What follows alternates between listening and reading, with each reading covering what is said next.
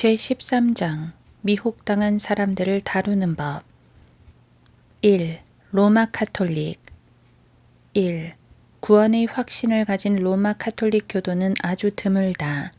게다가 우리의 죄들이 용서되었고 영원한 생명을 가진 것을 아는 것이 우리의 특권이라는 사실을 이해하는 로마 카톨릭 교도도 아주 드물다. 그러므로 이런 사람들을 다루는 좋은 방법은 자신의 죄들이 용서되었는지 질문해 보는 것이다. 모른다거나 아무도 그걸 알지 못한다고 대답할 확률이 높다. 그렇게 답변하면 죄들이 용서되었음을 아는 것은 성도의 특권임을 보여준다.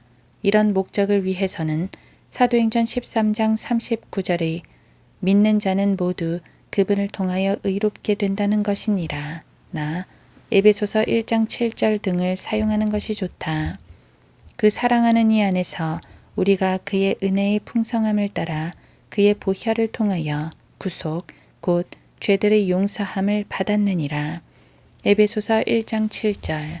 이와 비슷한 방법으로 우리에게 영원한 생명이 있음을 아는 것은 우리의 특권임을 제시해 준다. 이럴 때 사용하기 좋은 구절로는 요한일서 5장 13절이 있다. 우리의 죄들이 용서되고 영생을 가졌음을 아는 것이 우리의 특권이라는 것을 알면 상대방은 그에 대해 알고 싶어하는 마음이 들고 자신에게 없는 것이 우리에게 있다는 것을 알게 되기도 한다. 로마 카톨릭 교도를 다룰 때 한 가지 유익한 점은 우리가 아는 것처럼 그리스도인에게는 능력과 화평이 있는데 상대방이 알고 있는 로마 카톨릭에는 그런 것이 없기에 그 차이점을 인지할 수 있게 된다는 점이다. 2. 카톨릭 교도를 다룰 때 거듭나야 하며 거듭남이 무엇인지 제시해 주는 것이 좋다. 자신을 카톨릭 교도라고 소개하는 사람을 다룰 때는 거듭났는지 질문해 보는 것이 좋다. 카톨릭에서도 거듭남에 대해 종종 언급하기는 하지만 상대방은 그 의미를 잘 모르겠다고 말할 가능성이 아주 높다.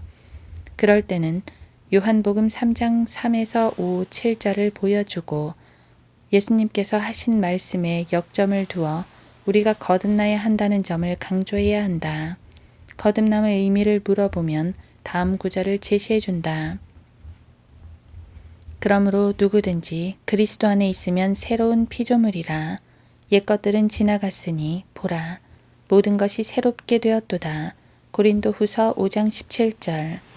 이로써 우리에게 지극히 크고 귀한 약속들을 주심은 너희로 하여금 이 약속들을 통해서 정욕으로 인해 세상에 있게 된 타락을 피하여 하나님의 본성에 동참하는 자가 되게 하려 하심이라.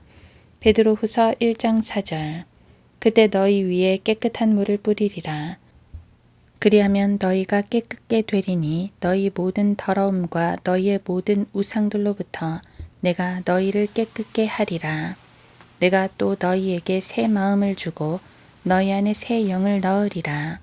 내가 너희 육체에서 돌 같은 마음을 제거하고 살 같은 마음을 주리라. 또 내가 나의 영을 내 안에 두어 너희로 나의 규례대로 행하게 하리니 너희가 나의 명령을 준수하고 행하리라. 에스겔 36장 25에서 27절.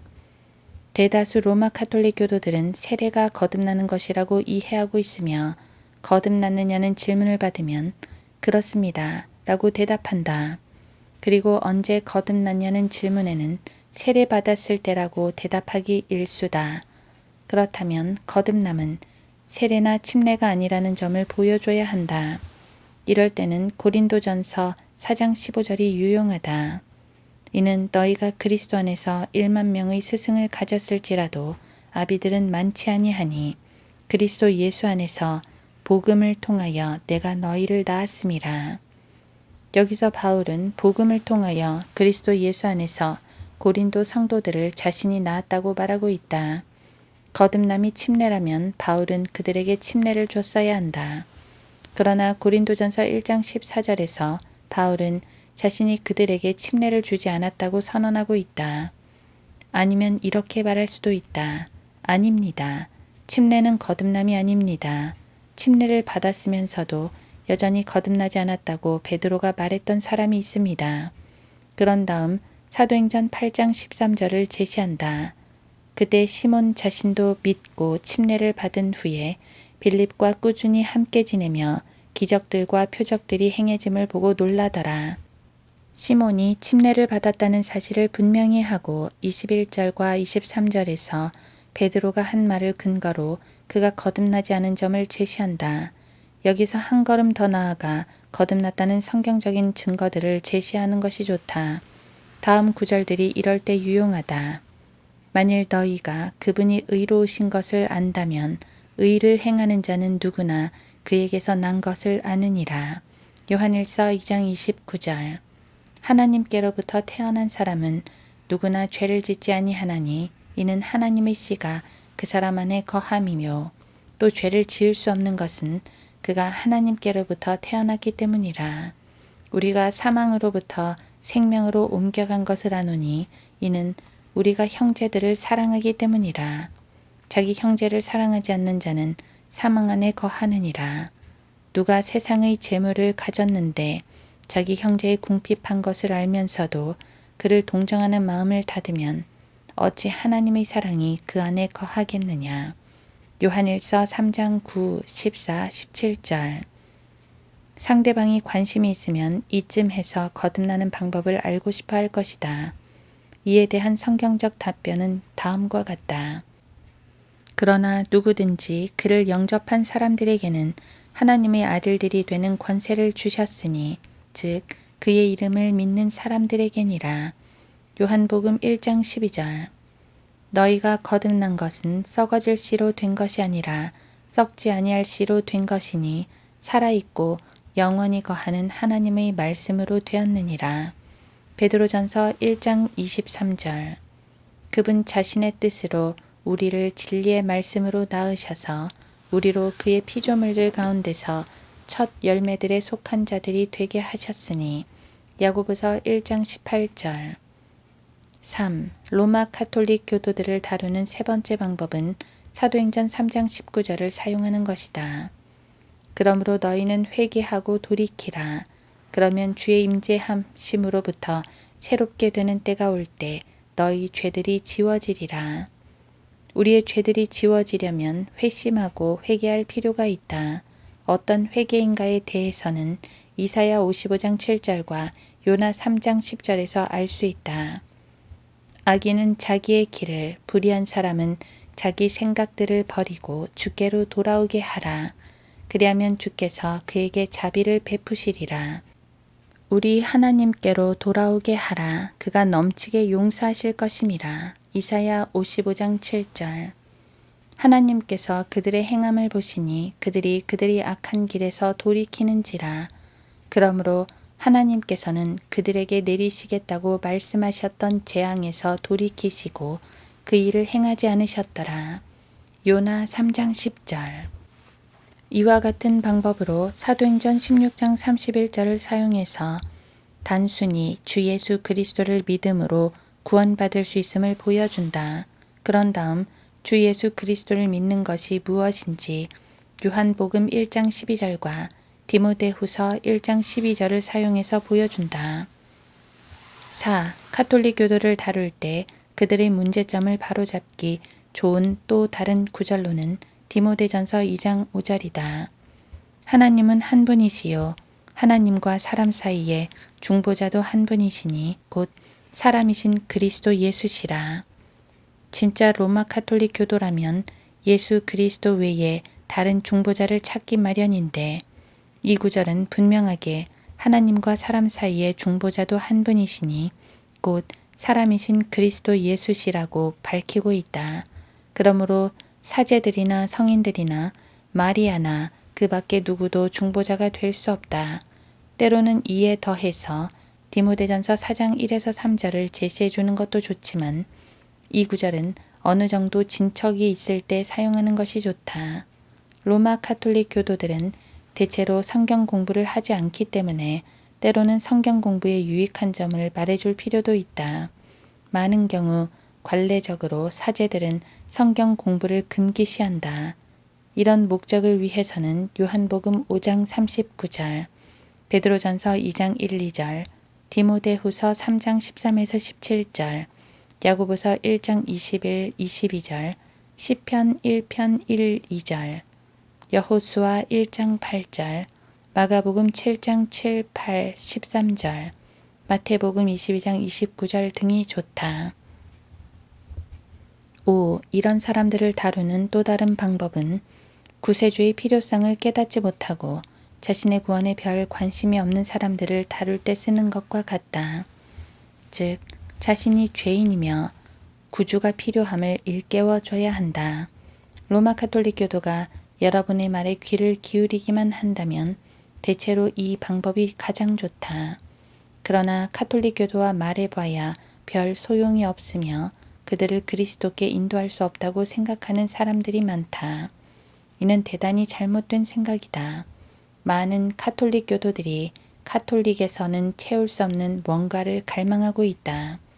그러므로 여러분이 하나님의 말씀을 통해 그 뭔가를 제시해 줄 수 있다면 이들을 쉽게 이겨와서 아주 훌륭한 그리스도인으로 만들 수 있다. 한 가지 명심할 것은 가톨릭 교회를 공격해서는 안 된다는 점이다. 그러면 편견만 더 생겨서 이들에게 도움을 주기 어렵게 된다. 단순하게 진리만 제시해야 한다. 조만간 오류들은 스스로 드러난다. 가톨릭 교회를 공격하면 그들이 믿고 있다고 우리가 생각하지만 사실 그들이 믿고 있지 않은 것에 대한 우리의 무지만 드러날 뿐이다.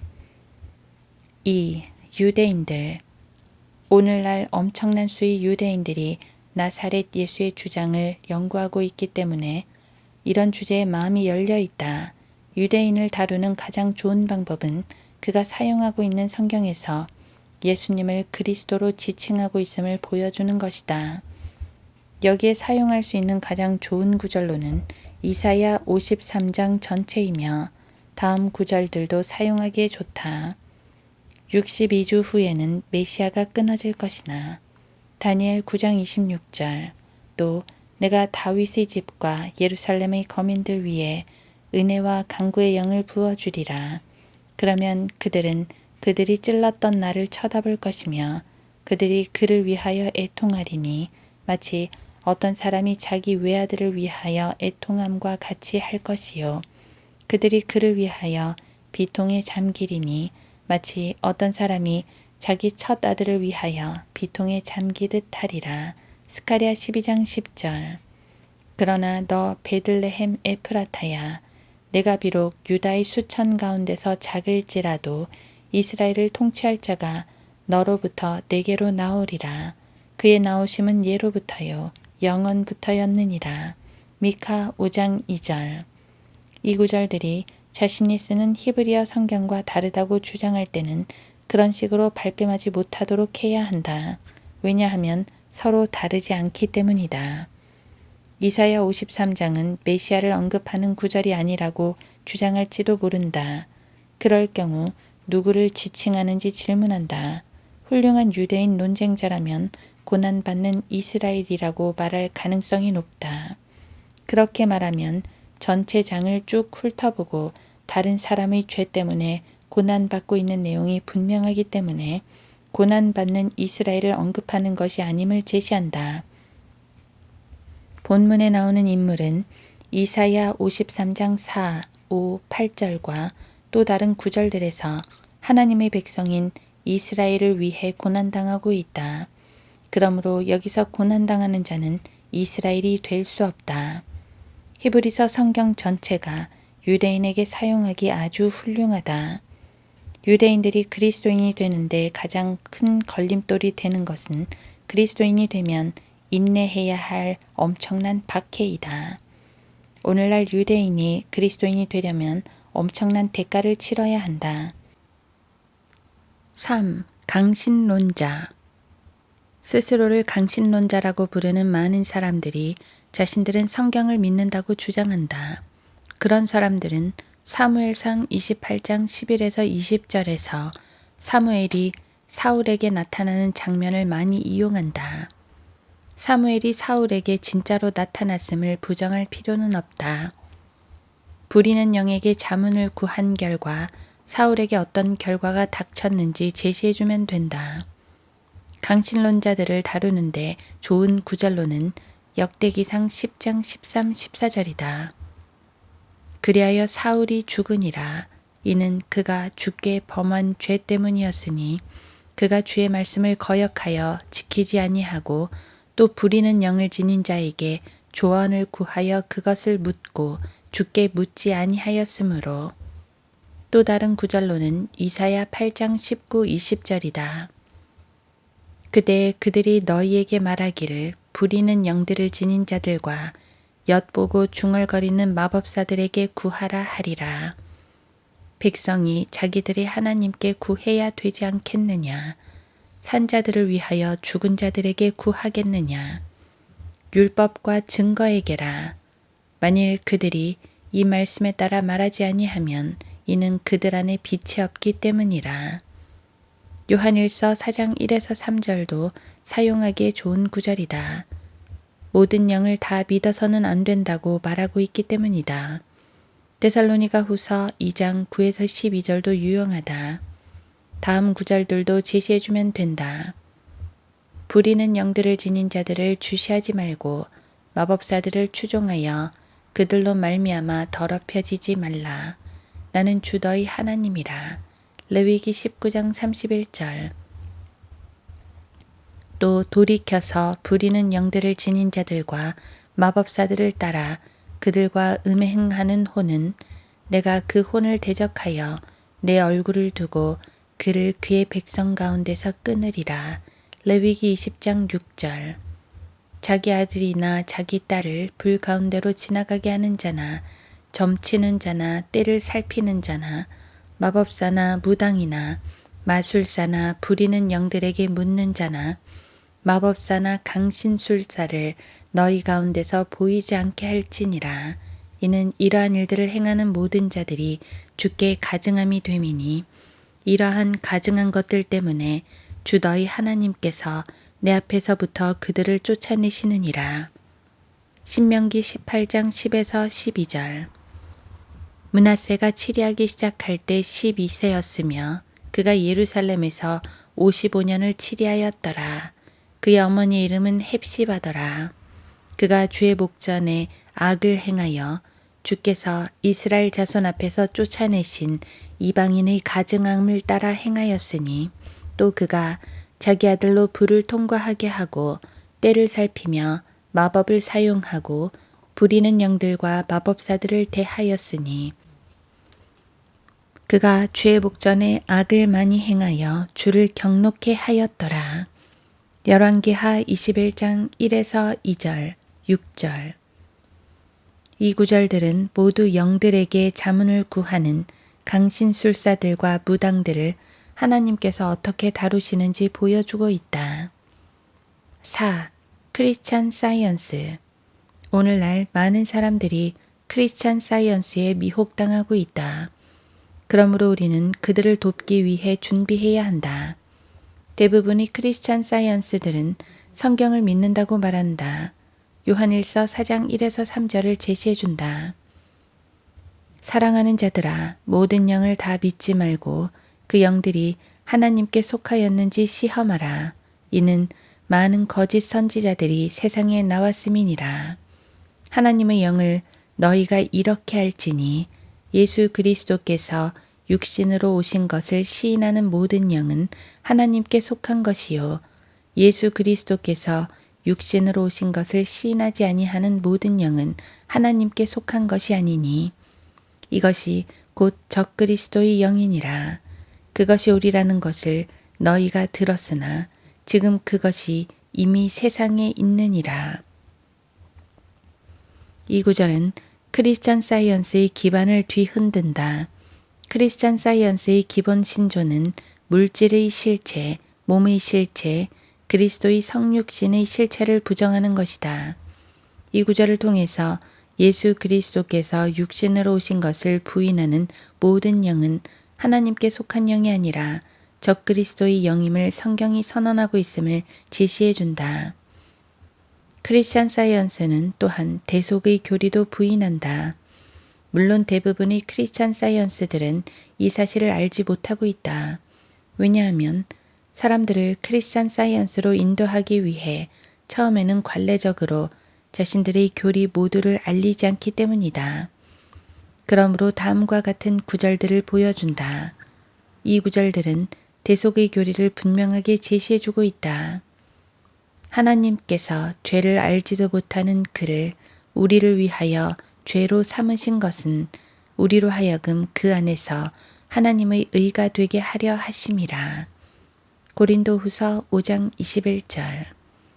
그리스도께서 우리를 위하여 저주가 되셔서 율법의 저주로부터 우리를 구속하셨으니 기록되기를 나무에 매달린 자는 누구나 저주받은 자라고 하였도다. 갈라디아서 3장 13절. 그가 친히 나무에 달린 자신의 몸으로 우리의 죄들을 담당하셨으니 이는 우리가 죄들에는 죽고 의에는 살게 하려 하심이니라. 그가 채찍에 맞음으로 너희가 낫게 되었느니라. 베드로전서 2장 24절. 율법에 따르면 거의 모든 것이 피로써 정결케 되나니 피 흘림이 없이는 죄사함이 없느니라. 히브리서 9장 22절. 자신의 입지를 옹호하는 대부분의 크리스천 사이언스는 자신들이 육체적 치유를 한다는 것을 이용한다. 이에 대해서는 의심의 여지가 없다. 많은 사람들이 그들의 치료를 받고 육체적으로 더 좋아진 것은 사실이다. 그러므로 그들의 치유의 실체를 부정하는 것은 현명치 못하며 그럴 필요도 없다. 치유 사실을 인정하라. 그런 다음 질병을 치유한다고 그 사람이 견지하는 입장이 진리임을 증명하는 것은 아니며 그 사람이 하나님 앞에서 받아들여지는 것도 아님을 제시해야 한다. 이를 위해 다음 구절들을 사용한다. 그날에 많은 사람들이 나에게 주여 주여 우리가 주의 이름으로 예언하지 아니하였으며 주의 이름으로 마귀들을 쫓아내지 아니하였으며 또 주의 이름으로 많은 경이로운 일들을 행하지 아니하였나이까 라고 말하리니 그때 내가 그들에게 분명히 말하되 나는 너희를 전혀 알지 못하니 너희 불법을 행하는 자들아 내게서 떠나가라고 하리라. 마태복음 7장 22, 23절. 그리고 나서 그 악한 자가 나타나리니 주께서 그를 자기 입에서 나오는 영으로 소멸하시고 그의 찬란한 오심으로 제거하시리라. 그 악한 자가 오는 것은 사탄의 역사에 따라 모든 능력과 표적들과 거짓 이적들과 데살로니가 후서 2장 8, 9절. 이것은 놀랄 일이 아니니 이는 사탄도 자신을 빛의 천사로 가장하기 때문이라. 그러므로 사탄의 종들이 의의 종으로 가장한다 하더라도 큰 일이 아니니라. 그들의 종말은 그들의 행위대로 될 것이니라. 고린도후서 11장 14, 15절. 5. 거짓 선지자들의 추종자들. 새로운 거짓 선지자들이 끊임없이 나타나고 있기 때문에 일일이 이름을 들어 거명하기 어렵다. 게다가 때로는 나타나는 것만큼이나 빠르게 사라지기도 한다. 그러나 이들 대부분은 같은 방법으로 다루어도 된다. 1. 먼저 거짓 그리스도들과 거짓 선지자들이 나타날 것이라고 경고하셨던 예수 그리스도의 말씀을 미혹당한 사람에게 제시하면 된다. 여기에 적절한 구절로는 마가복음 13장 22, 23절이 있다. 거짓 그리스도들과 거짓 선지자들이 일어나서 할 수만 있다면 택함받은 사람들까지도 미혹하려고 표적들과 이적들을 보여주리라. 그러므로 너희는 주의하라. 보라, 내가 모든 것을 너희에게 미리 말하였노라. 병자들을 치유하고 다른 이적들을 행한다는 사실 때문에 거짓 선지자들의 대열에서 빠져나올 수 있다고 생각하면 오산이라는 점을 잘 숙지시켜야 한다. 오히려 그리스도께서는 거짓 그리스도들과 거짓 선지자들이 그런 일들을 행할 것이라고 분명하게 예언하셨다. 2. 그런 다음 거짓 선지자의 올가미에서 빠져나올 수 있는 다음 5가지 규칙을 제시하면 된다. 첫 번째 규칙은 요한복음 7장 17절에 나오는 하나님의 말씀으로 하나님께 전적으로 의지를 드리는 것이다. 만일 누구든지 그분의 뜻을 행하려고 한다면 그 교리가 하나님으로부터 온 것인지 아니면 내가 내 자신에 관하여 말하는 것인지 알게 되리라. 이 점을 아주 분명하게 밝혀야 한다. 이런 사람들은 자신들이 전적으로 하나님께 의지를 드렸다고 주장하지만 이 점에 관해서 엄격하게 질문해보면 의지를 드리지 않았음을 알게 된다. 두 번째 규칙은 데살로니가 후서 3장 13에서 17절에 있다. 이 규칙은 하나님의 말씀을 주의해서 공부하는 것으로 자신을 선지자나 그리스도, 언약의 사자, 침례인 요한이나 그 밖의 다른 뭐라고 주장하는 사람들을 하나님의 말씀이 가르치는 바와 세심하게 비교해 봐야 한다. 거짓 선지자들을 따르는 사람들은 일반적으로 성경 몇 구절만을 이용하며 성경 전체를 공부하지 않는다. 세 번째 규칙은 야고보서 1장 5에서 7절에 나오는 것으로 하나님께 지혜를 구하는 기도를 드리는 것이다.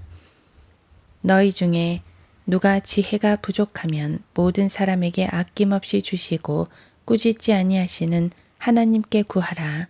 그러면 그분께서 주실 것이라. 오직 믿음으로 구하고 아무것도 의심하지 말라. 의심하는 자는 마치 바람에 밀려 요동하는 바다 물결과 같으니 그 사람은 주께로부터 어떤 것이든 받으리라 생각하지 말라. 물론 기도할 때는 하나님의 인도하심을 기꺼이 따르고자 하는 마음으로 진지하게 기도해야 한다. 인도해달라고 기도는 많이 하는데도 여전히 미혹당하는 이유는 진지하게 기도하지 않기 때문이다. 인도하심을 구하면서도 전적으로 자신의 지혜를 포기하고 하나님의 지혜를 얻기 위해 하나님을 기다리지 않는 것이다. 수많은 사람들이 빛과 인도하심을 간구하면서 자신을 전적으로 부인하고 하나님께 나옴으로써 수많은 거짓 선지자들의 미혹에서 빠져나올 수 있었다. 네 번째 규칙은 마태복음 23장 8에서 10절에 있는 것으로 어떤 사람에게도 주님이라는 호칭을 쓰지 않는 것이다. 그러나 너희는 랍비라 불림을 받지 말라. 이는 너희 선생은 한 분 곧 그리스도시요 너희는 모두 형제이기 때문이라. 또 땅에 있는 사람을 너희 아버지라 부르지 말라. 이는 하늘에 계신 너희 아버지는 한 분이시기 때문이라. 또 너희는 선생들이라고도 불리지 말라. 이는 너희 선생은 한 분 곧 그리스도시기 때문이라. 사람을 주님이라고 불러서는 안 되며 사람에게 절대적이고 최종적인 권위를 줘서도 안 된다. 믿음과 종교의 문제에 있어서는 그리스도와 성경 외에 어떤 사람의 권위도 받아들여서는 안 된다. 이 점을 잘 생각해 봐야 한다. 왜냐하면 이 점을 오인해서 많은 사람들이 곁길로 가서 자신의 잘못된 가설로 사람들을 송두리째 삼켜버리기 때문이다. 인간의 선천적이고 이기적인 마음에는 종교에 있어서 다른 사람들이 우리 생각을 따르기를 갈망하는 본성이 있다. 이로 인해서 사람들은 다른 사람들의 가르침을 거르지 않고 다 삼켜버린다. 이 때문에 교황과 사제 제도와 크리스찬 사이언스와 몰몬교와 이와 유사한 다른 미혹자들의 세력이 확장되는 것이다. 다섯 번째 규칙은 잠언 29장 25절에 있다. 사람을 두려워하면 덫에 걸리나 주를 신뢰하는 자는 누구나 안전하리라. 많은 거짓 선지자들은 두려움을 이용해서 사람들에게 자신의 힘이 먹히게 한다. 반신반의한 상태에서도 그 집단을 떠나면 병이 들거나 다른 형태의 저주가 임할까봐 두려워한다. 여러분이 만나고 있는 사람들도 이런 처지에 있을 가능성이 높다. 이들이 사람을 두려워하는 잘못된 위치에 있음을 분명하게 제시해줘야 한다. 성령님은 두려움의 영이 아니라 능력과 사랑과 건전한 생각의 영이라는 사실을 미혹당한 사람에게 제시해줘야 한다. 거짓 선지자가 그리스도의 이름으로 일을 행하고 그것이 성공적이기 때문에 하나님께 받아들여진 것이라고 미혹당한 사람이 주장하면 마태복음 7장 22-23절을 제시해준다. 주의 이름으로 마귀들을 내어 쫓아도 주께서 전혀 알지 못하는 사람일 수 있음을 분명하게 제시해주는 구절이다. 거짓 선지자의 마력에 이끌린 사람들을 다룰 때는 거짓 선지자의 표가 무엇인지 정확하게 제시해 줄 수 있어야 한다. 가장 두드러지고 일반적인 표는 돈을 탐하는 것이다. 이를 입증하려면 디도서 1장 10, 11절과 베드로후서 2장 3절을 사용하는 것이 좋다.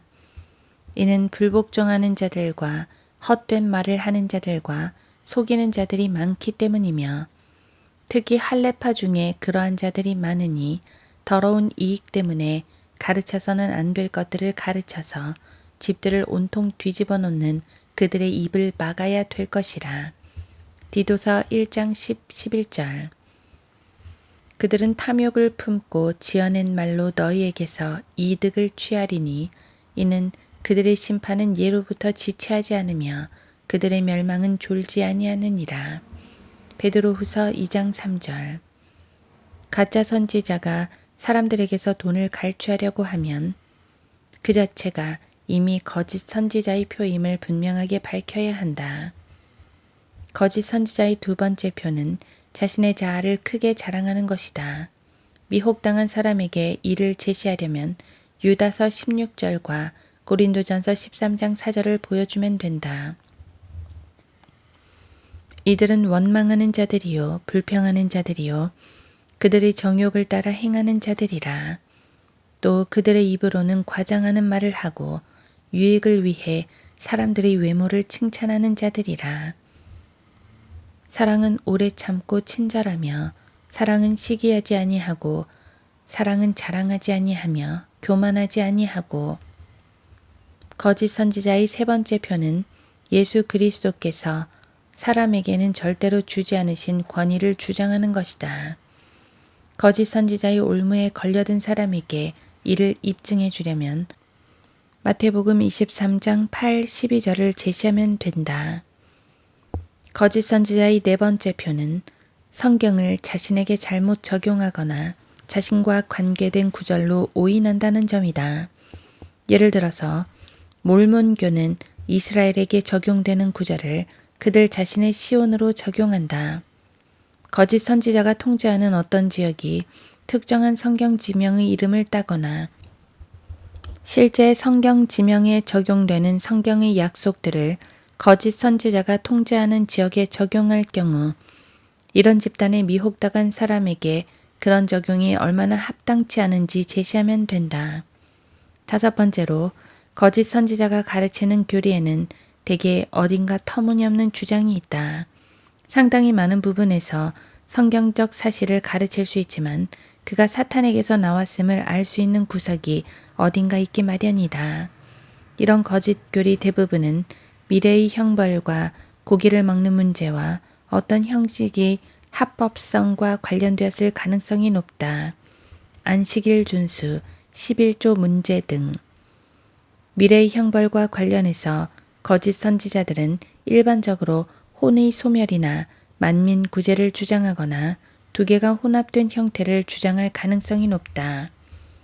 결국 미혹당한 사람들을 다룰 때 가장 중요한 문제는 구원과 관련된 기본적인 복음의 진리를 제시하는 일이다.